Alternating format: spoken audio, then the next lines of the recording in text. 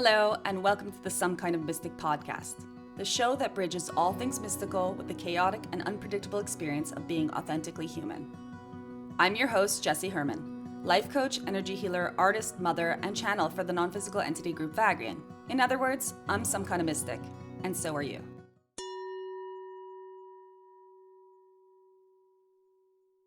Emma is a musician and sound healer based in Tamborine Mountain, located in the Gold Coast hinterland of Queensland, Australia.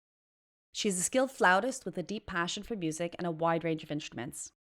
Emma has played professionally in orchestras and has a particular interest in Brazilian music, which she performs with her band Sol e Alma.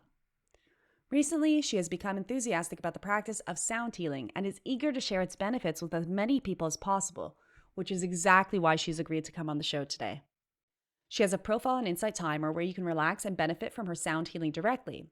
And she also holds sessions in person and via Zoom, so do check out the show notes for ways to contact her if that's something that's exciting for you. In today's episode, Emma shares with us the many benefits of sound healing and how it can help heal beings on a physical, emotional, mental, soul, and spiritual level. We also get a taste of the different instruments she uses and the various techniques and protocols that can be utilized to address different ailments in the body, as well as the meridians and elements of earth, air, fire, water, and ether. We also talk about some fascinating topics such as frequencies, vibration, the use of voice and instruments, as well as how everyone has their own form of channeling that, if they allow themselves, can manifest in their own unique, specific, particular, and beautiful way.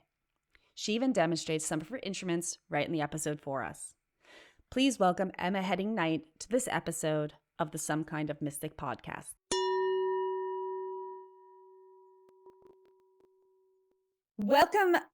Welcome, Emma Heading Knight, to the show. Welcome to Some Kind of Mystic. Thank you so much for joining us. Thank you so much for having me. I'm very excited to be here and share my enthusiasm and love for sound healing. We're so excited to have you and find out so much more about that topic.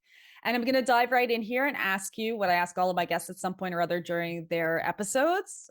What does the word mystic mean to you? What does the word mystic mean to me? I would have to say that there is a mysterious quality about the word mystic.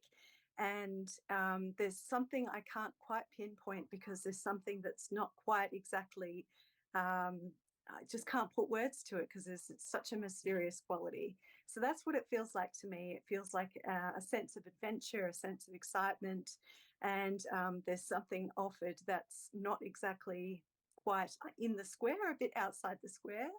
And it's definitely, I certainly feel a higher vibration and a sense of joy when I hear the word mystic.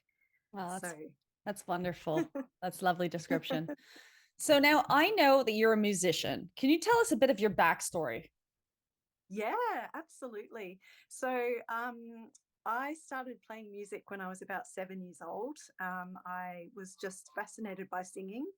And then I all of a sudden saw a really shiny instrument, which was the flute when I was a bit older. And all of a sudden, I just wanted to play and there was no going back. So I, so I started playing that at around about the age of 10, 11 or 12. And so I just got into classical music and then I got into a bit of jazz and then I started playing in high school in a couple of concert bands, and then doing a bit of marching and playing in music and ceremonial bands. And then I studied in university, and then I took on a bit of teaching work. And then all of a sudden, about 6 months ago, I became very fascinated with sound healing. So Right. that's how it all came about. And Yeah. that's where we met, right? So we kind of met around Yeah. that same period when you had this passion and something was coming through you. And in fact, our Mm. time together was working through any blocks that were preventing you from like taking that road. So lots has happened in 6 months, like, I mean, when we were talking, you weren't offering any sound healing when we were doing our coaching package together. And now Mm. tell us what's happened in recent months and why we're even like at the point where we're having this conversation on this podcast. Yeah, absolutely. So since that point, I have been experimenting with different sounds. Like I've been experimenting with Tibetan bowls and Koshi chimes and crystal bowls and drums and gongs and the voice, and I Everything. just sort of everything. Yeah, absolutely everything.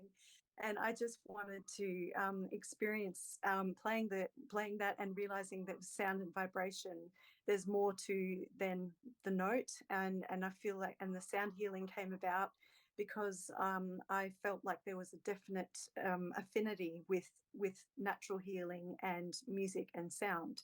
So that's how it came about. And then since then, I've been very fascinated with learning about it. And then I've become a practitioner, and now I offer one-on-one sound healing sessions.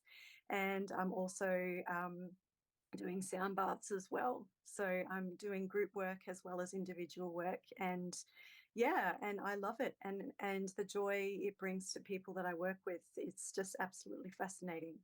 So yeah, That a sounds big journey. amazing. What a progression. That's wonderful. So, for anyone who's listening who doesn't know, Mm, who's this is maybe their first experience with even talking about this topic, what mm, exactly is sound healing? I mean, maybe they've heard of someone mentioning, oh, there's sound healing, but what is the concept or the philosophy or the um, explanation behind putting those two words together? We know what sound is and we know what healing mm. is, but what is going on when someone's doing a sound healing or receiving a sound healing? Yeah, absolutely. So sound healing it's an ancient modality that is merging and fuses with modern science. And what you're doing is you're using vibration and frequency to work with someone when you're doing a session on someone, and the tones and the frequencies emitted from the instruments permeate into the body, and they work on different layers. So the physical, emotional, mental, spiritual, and soul layers of the body, and it works in beautiful and wonderful ways to correct imbalances that are found within the energy fields. These different layers of consciousness that we have. So yeah, so that is basically sound healing in a nutshell. And what it does is it facilitates a resonance between the body and the instrument as well. So the body can recognize, oh, there's that part that needs to come into homeostasis, or that part that comes back into resonance. And we have different ways of this. There's a sympathetic resonance, which is where you could get two vibrations moving together, like the sound in the body and then a sound of an instrument, and then they kind of meet together, and then that's when they fuse and the harmony and rebalancing occurs. So that's one way. And then there's also um, so I suppose coming back to your question about what happens in a session, um, basically, someone will come and that they may be feeling a bit stressed or a bit anxious, or just have some emotional or physical ailments that they'd like to have addressed. And then they come and they lie on the table, and I basically just play a sonic sound bath or sound massage. So I guess it could be like going for a massage or going for another type of alternative therapy, and I just play the instruments and work on different areas of the body. So yeah. Wow. So to know which Mm, areas of the body, you must have some sort of intuitive and natural ability to sort of sense or maybe communicate with the person that you're providing this for. That mm, that means that you know which tones and you know which instruments to play. Is that the case? mm. Yeah, absolutely. Yes. So when I work with someone one on one, the very first thing I do is we have a chat and we discuss the intention for the session, and then I will work on them with an energetic assessment. And basically, that is where I would use a Tibetan bowl, for instance, and I would scan the body. So I've got a Tibetan bowl here, Oh, and it wonderful. looks like Okay, so this. Emma's Yeah, holding up a Tibetan yeah. bowl, which is what material is that? Is that bronze or what? Yeah, it's made of a mixture of different materials, so like copper and bronze and Right. yeah, bit of tin as well. But And I this see one's there's for words bronze. inscribed around it. Yeah. Yes, And yes. how do you play that instrument? How I play is I use a beater and I Okay. just tap it like so. So yeah, and that's Okay. what comes out. The sound wasn't really picked up on that in terms of the Oh, audio. So maybe I'll try it. playing around the rim, maybe? No, the audio doesn't pick it No. up at all. No, but maybe on Oh, your end it okay. did. So, okay, we'll check Yes. it out. Okay, Yes. so Yeah. that's really wonderful. And so that is how you would sort of scan. And I imagine that you would Mm. see if there was like clarity in the sound. Is that how you know when there's something that needs to be addressed? Yeah, absolutely. So what I listen for is I feel the vibration in my hand, and I listen for any dip in the sound. And if there's a dip in the sound, there may be a deficiency in the chakra area because I work with the chakras mainly the Vedic system. And I use the sound from that. So if it's deficient, I hear a dip in the sound, or if it's like excessive, there will be like a heightened of the sound and the Hmm. vibration be stronger. Yeah, it's fascinating. It's an amazing what the instrument picks up in the energy fields. You know what? The way Yeah. you're describing it is very similar to my own the healing that I do because I also scan the Mm, chakras and I also but for me it's like almost like a physical recognition. But maybe, mm, it's the same vibrational thing. So when there's a dip and when there's thing, but so the way you were describing the way you perceive of the sound sounds so similar to how I perceive of like the semi I call it semi-physical because it's not physical, that perception. mm, That's so interesting. And you know what? Again, mm, this is another, case of different modalities for the same results. Like we're talking about mm, vibration, mm, people being vibration. So there's sound, there's energy, there's frequency, there's mm, light. You can see an ailment sometimes. People can see auras, or they can mm. hear the vibration, or they can feel the vibration. So that's so amazing how, like, the same information gets perceived in different extrasensory modalities. Yeah. Yes, absolutely, absolutely. And Wonderful. it's and it's such and what I find fascinating as well is that the same instrument of course picks up the different things. Like the tone could be completely different for somebody else when it's the same instrument, and it's just absolutely fascinating. Wow. Yeah. That's so fantastic. So, can Mm. you tell us how did you go from being a regular person, or what we're calling regular person, to what I'm now defining as like mystical person, right? So how did you Mm. get from, your, let's say, everyday life where you're going along to your own, maybe, can we call it a waking process or awareness process that allowed you to accept your gifts?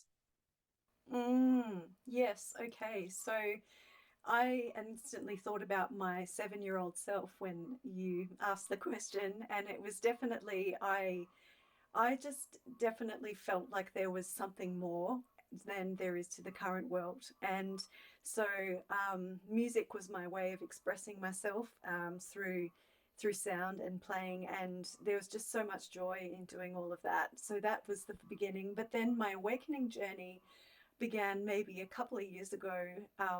I had an energy session, and I just began to have some interesting visual experiences where I would have really vivid dreams, and then the next day something would show up in my life that was exactly like in the dream. So I thought, this there feels like there's other realms. It feels like there's more to the 3D plane that we live on, and so I've been constantly since that point. I've been really curious to see that we're metaphysical and there's more to us than just the physical being. And there's a lot of capability that we have, like clairvoyance and telepathy, and and I've experienced a bit of that myself. So that's what led me to this other point of what I thought was music making, which is sound healing. So that it's all linked in, and from some of the sessions that I've done,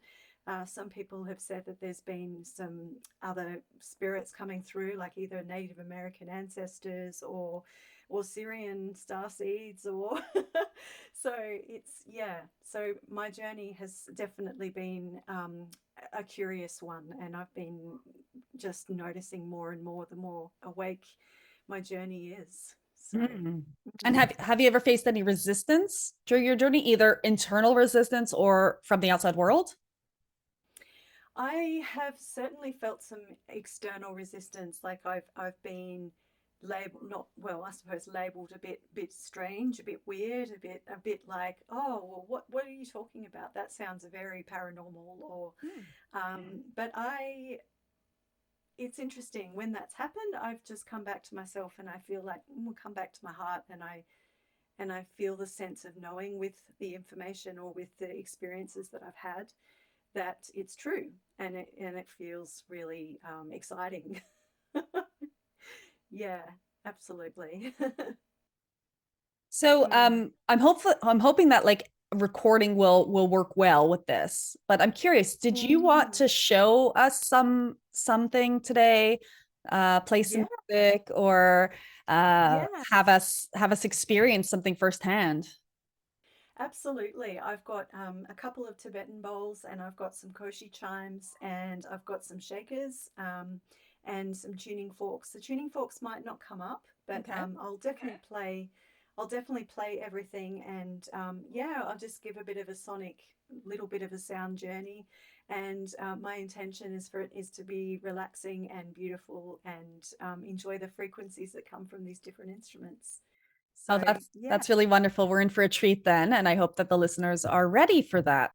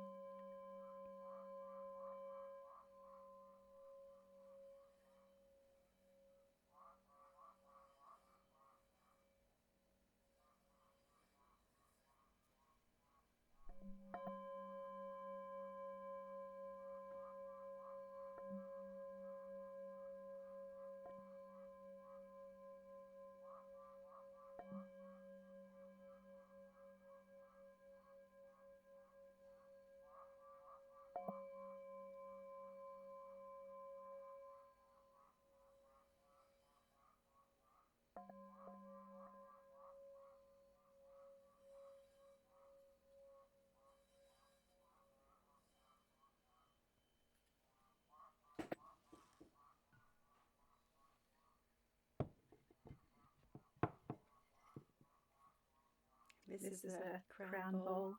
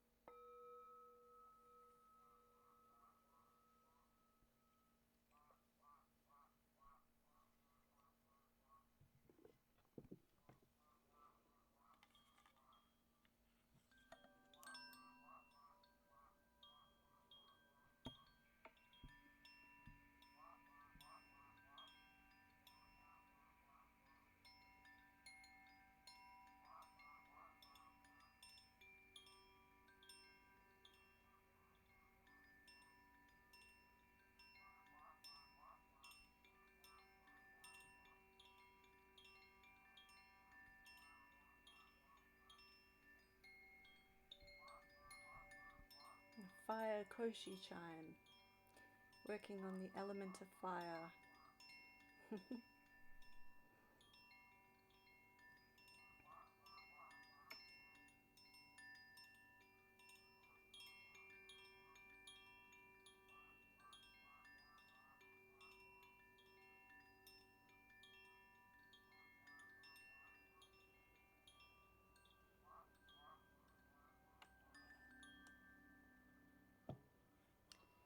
And then I'll play another koshi chime, and then I'll do some shakers. So this is the air element.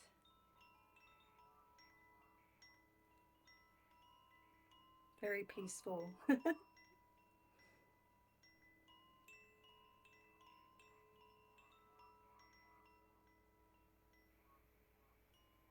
Then, and then typically towards an end of a session, I would use a couple of egg shakers.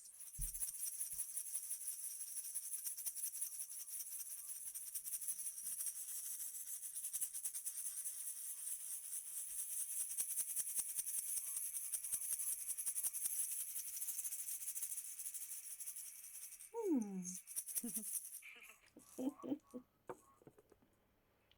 So yeah, that's a small selection of the instruments that I have. Wonderful. And then obviously you choose which to use in which moment for the right person, for the right being. And you do this one-on-one. Do you also do groups? Is that something that happens? Yeah, I do. I've been doing sound bars, which is like people would come along and bring their yoga mat and lie on the ground, and I do a sonic sound journey. I've been doing one in a yoga studio, which has been lovely, and working with a yoga teacher and working on the chakras. And we would do a sound for each of the chakras and working with them on that way. And then I'm doing a breathwork workshop coming up in a few weeks as well. So that one is rebirthing breathwork, which is also really powerful. So I'm doing about an hour's sound healing with that as well. So yeah, I do work with groups. So I do both, and it's yeah, so rewarding. Wonderful. And what's been the biggest challenge? We've talked about, the rewards of all of this, but what's been your biggest challenge on your journey?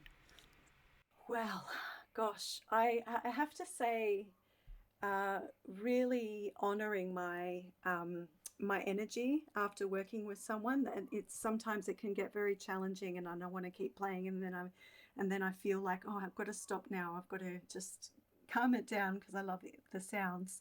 So for me, it's definitely honoring my boundaries when it comes to doing this energy work. Because I'm doing so much working with sound, and it's almost like it's coming through my vessel, and I'm not thinking about it. It's all the sounds that are coming out that's beneficial for the higher good for the client. So for me, it's definitely knowing when to stop, like when to actually have the boundary in place. So that's been my biggest challenge, is just learning my energetic level with it. So And how would you set a boundary? I would just take on a couple of clients, like a certain amount of clients a week, Right. and that, yeah, and not do too much. Yeah, not overwork it. Yeah, sure. Yeah, yeah. So that's definitely been a challenge, but also working with the instruments too. Sometimes some of the, like the Tibetan bowls, have been tricky to play at first, and sometimes they don't work, and so I've got to just constantly do this to make sure it's sounding properly. But yeah, that's been a challenge, actually getting the sound out sometimes of the Tibetan bowl. But yeah, much better at it now than I was in the beginning. So Oh, sure. It takes a lot of practice. It takes absolutely a lot of mm, practice. mm. So where are you located? Because I imagine, people having heard about this, they'd want to experience it firsthand. Yeah, definitely. So I am located in Tamborine Mountain in Queensland in Australia, and I do offer Zoom sessions, one-on-one and group sessions. So that's where I've been located for the last 6 months, and that's where I am. So that's where people can find me, and I've got a website now too, which is great. So yeah, I'm very happy with that. That's symphonycreation.com, so you Oh, can wow. find my services on there. That's brilliant. Yeah. So obviously, since this has all been so quick, can you tell us a little bit Mm, about your experience with like setting up, I don't know if you want to call it a business at this point, but what has been your mm, experience with, spiritual entrepreneurship, let's say, if you want to call it that. And even, that applies to anyone, even if they're, gifting their services away, or someone who is, offering their services mm, for energetic compensation in the form of money or in the form of other things. So like, I know like a lot of people are in this position where like they're like, okay, I figured out what my gift is. I figured out what my calling is, what my mm, purpose is, where I'm going with this thing. I know exactly what I'm meant to do. But, like how do you go from your day job, right, to mm, making, not even enough to feed your family, but like to creating a situation for yourself where this is what you spend the majority of your time on, or this is where you get the most of your satisfaction and fulfillment, whether it be energetic or, financial return from that? And what are the like, not even challenges, but like the conditioning or fears that come up when you're going through that process, like of setting up a website Mm. or of, starting to Oh, ask God. people to pay for tickets or whatever it is? Oh, yes, absolutely. So that's definitely been a resistance point when I first started out because I've come from a full-time salaried job for quite a few years and then stepping into this path. And there's been a lot of trust and there's been a lot of having a lot of faith and just trusting my intuition and following my highest joy when it comes to the execution of the offering that I'm doing. So yeah, so to get from that point to this point, I've had to have a lot of courage, I feel, but also just really having a lot of trust in myself and belief, self-positive belief, and a lot of self-care as well. So um, yeah, and getting to the point, it's like kind of just like taking a leap and not knowing what's going to happen and just trusting that on the what's on the other side is completely absolutely in place in its perfect alignment and it's meant to be sitting there where it is. So for me it's definitely trusting in the unknown, for sure, and not having a fixed idea of an outcome and just being like this is how it's going to be. And so yeah, but I would definitely say the biggest point is having a lot of self-confidence and trust in what we're doing and just following the breadcrumbs of synchronicities that show up as well has been really exciting. And just knowing I'm on the right path. It feels when it feels like it's flowing and setting up a website has definitely been a big step for me. Right. And yeah, but that doing that was really really needed because that was the next step. And I thought, okay, I need to make sure that happens. And there's always something from the universe that presents itself as the next step. It's like, yes, okay, I've got to do this now and this now and this now, and it's not going to be hand fed to you because that's how the corporate world works. Um, so yeah, but definitely faith and trust are the biggest takeaways for me, for sure. Mm. Yeah, I know exactly what you mean with like the next step presenting itself or appearing because it always feels like you get that like invitation. Like, are you gonna be more Mm. courageous or are you gonna do the thing? But you can't just sit around and wait. You have to also like take the Mm. action that goes with that, you know? Mm. And Mm. I'm Mm. so, you know me, I'm so like an advocate for faith and trust because Mm. part of the faith and trust is also literally trusting that you are going to take the next right action. Like it's not just Mm. trust in the universe and Mm. like laying back and going like, ah, whatever, it's gonna be fine. It's also that sort of like when you have that impulse to like look up that, I don't know, that video you Mm. heard about, or you have an impulse to go and like buy a new book. Or I know like for you, I remember when we were originally talking, every time Mm. I mentioned something that like had to do with sound healing, you already had the books on your shelf, and you were like, Yes. oh, I have that but I haven't read it yet, and then like I mentioned something that I hadn't even really heard of because I'm not at all, a sound healing person. I don't know much about it myself by any means, but the few little tidbits I had ever heard about, you already had the books, like you I already had know, the I know. information. And that is like, okay, like, how could that synchronicity ever come up? Or like someone says, hey, get in touch with this Mm. other person. And then that leads you down another road. Or like, I know that you worked, Carissa's also going to be on the podcast, Carissa Wisekamp. Oh, And awesome. Yeah.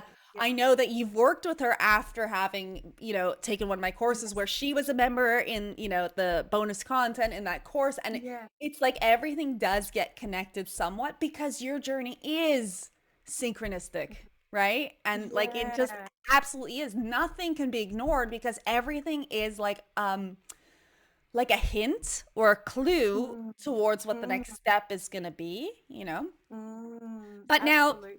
I just heard you talking right now about confidence and about like being in faith and taking the next leap and the next step. And, there's going to be so many people listening to this who are like Mm. right before that. And, I don't want to Mm. criticize your answer, but you made it sound super easy, right? Like you made You made it sound like, oh yeah, just have confidence. But can you think back, like to the Yeah, day before that clicked, and yeah. try to describe like what happened that led you from doubt to confidence?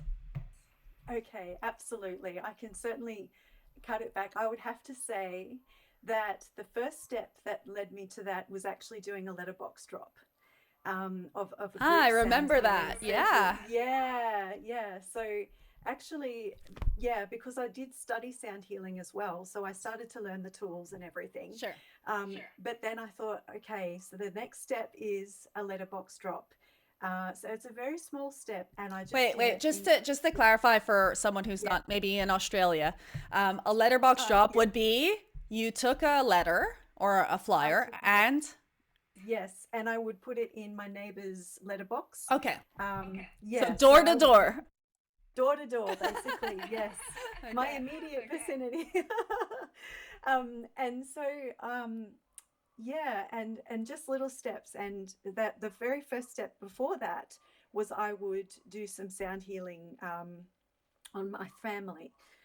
So I'd work on my partner, or I'd do some my family, my sister or someone, and I would give them a little 10-minute session, and I would just play little instrument, some little sounds of what I knew, and then I would build on that, and then getting the feedback from that 10 minutes was giving me the fuel and the confidence to be like, okay, so now I can start to outstretch a little bit, and so that's when I did the door-to-door group sound bath, letterbox drop. I don't know how else to say it. Okay, so just to like Yeah, explain it in other words. So what you did was you made up a flyer and yeah, you took these flyers, so you walked up and down the streets near your neighborhood and you literally yes, put these in people's doors so that when they got yeah, home with their post, they would find your flyer.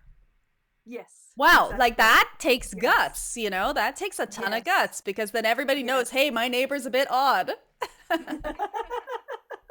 It definitely took courage, that's for Yeah. sure, absolutely. And then I had a beautiful event happening on a weekend in a park, like just a couple of doors down from my place. Um, and I basically, yeah, I did a sound healing for 15 minutes for about 3 or 4 people.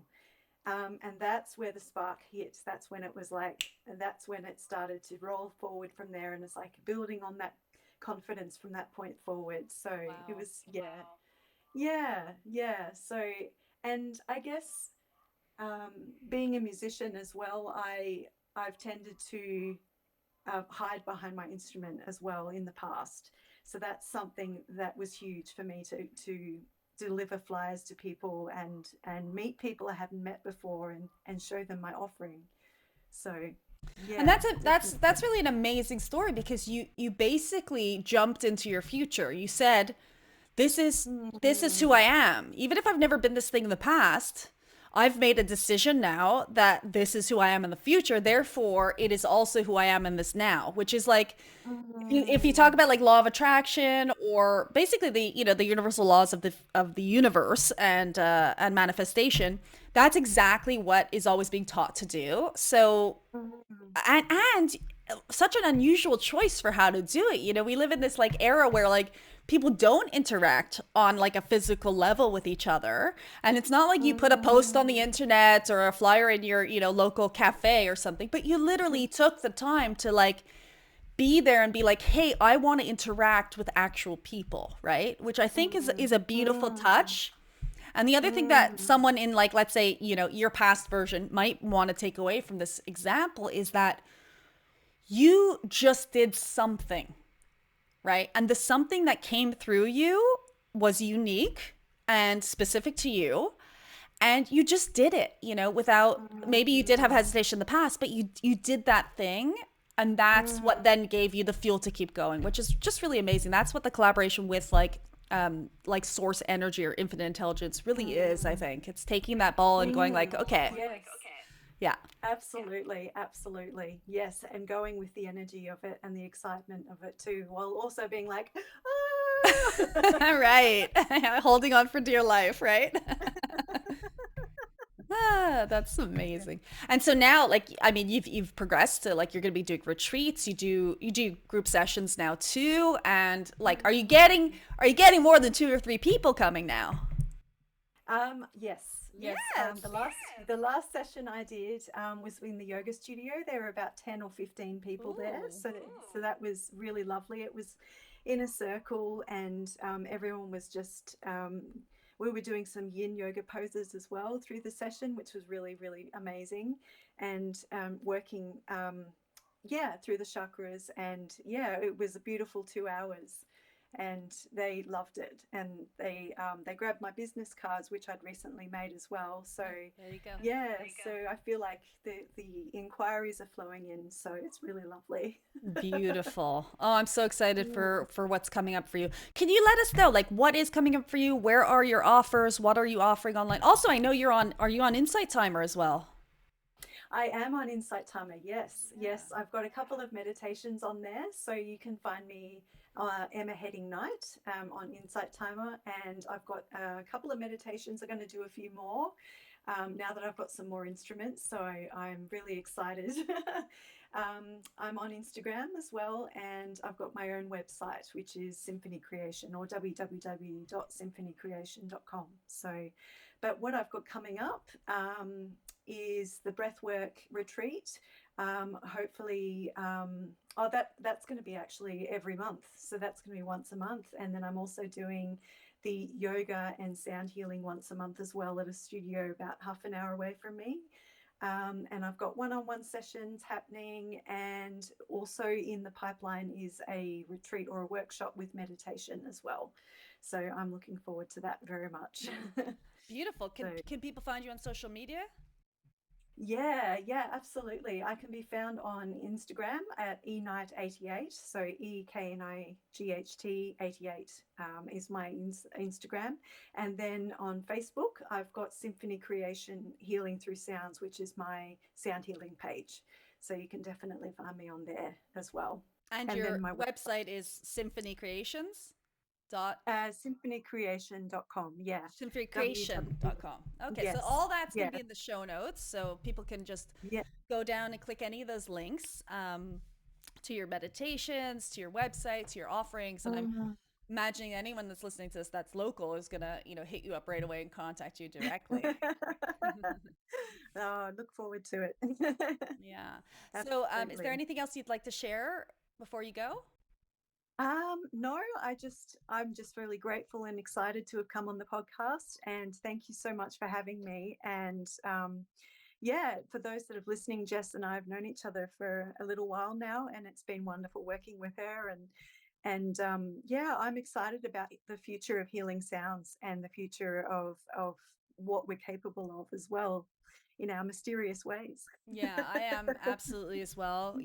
I've had some health issues recently, and I'm pretty sure that healing, like sound and vibration, is the way to go forward with, Mm, also the mhm, sort of like our collective large problems of like, things that are growing out of control or the toxins in our mhm, systems. And I'm so excited for like, in a couple of years time, and I'm anticipating a mm, couple of years time where we're not like having aggressive treatments for things anymore, and really we're just taking the holistic route of the science that's behind getting things back into the right healthy vibration. Because I mm, honestly think there's a connection between like DNA and the mhm, correct execution of DNA with its vibrational frequency. And so like things like cancer mhm, or autoimmune diseases and things that touch so many people on this planet right yes. now will absolutely be able to be healed with sound as that becomes, acceptable to the Mm, collective. And it starts with people like you. It really does, because someone has an experience with you and they feel slightly better, and then their belief grows and their faith grows. And so I want to mm, thank you for your offering of your gift to the collective at this time, mm. and Thank you. so excited to hear so much more Uh, from you. Absolutely. No, it's my pleasure. Thank you so much. Thank you, Emma, for coming on the Yeah, show, for being on Some Kind of Mystic. thank you.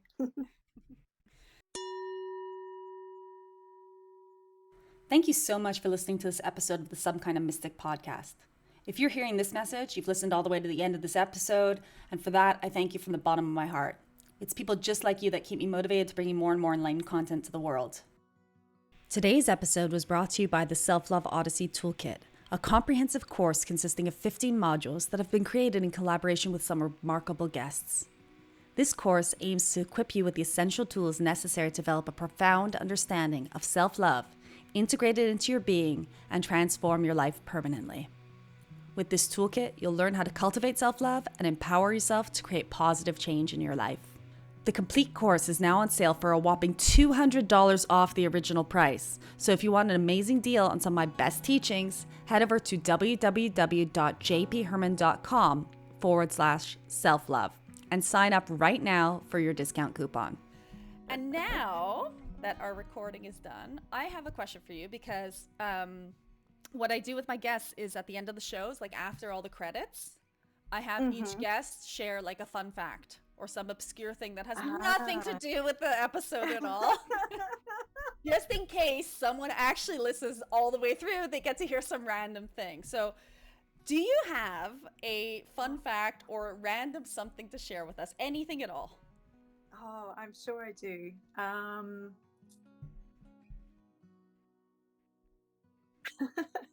When I was younger, I used to memorize all sorts of different fish species. Why did you do that? Why did I do that? Because I was obsessed with marine world, the marine world and the underworld, like the sea creatures in the underworld. So yeah, I used to memorize that and enjoy seeing them and going when I was going snorkeling on the Great Barrier Reef and all that kind of thing. So This is actually really funny because the guest from episode 1 of this series, right, of this season, her fun fact was about marine wildlife. And her fun fact, we did not know if it was true or not. Okay, so I'm going to ask you to connect this back to episode 1 for anyone who happened to listen to the end of that episode. What is the most unusual and least known thing about clownfish? Ooh. I actually don't know. Okay, so it's possible, it's entirely possible that her fun fact wasn't true. So anyone who's listening to this podcast will now be curious about what her fact was, and we are still waiting for, because there is an offering in that episode, for someone to tell us if that thing is true or not. So I'm going to leave you hanging, Emma, and I'm going to let you not know what the fun fact was so that you can go and listen to episode 1 when it comes out. Yeah, absolutely. And let us know if you know if that's true or not as well. Yeah, absolutely. This is so much fun. Absolutely. Okay, thank you so much again. Thank you.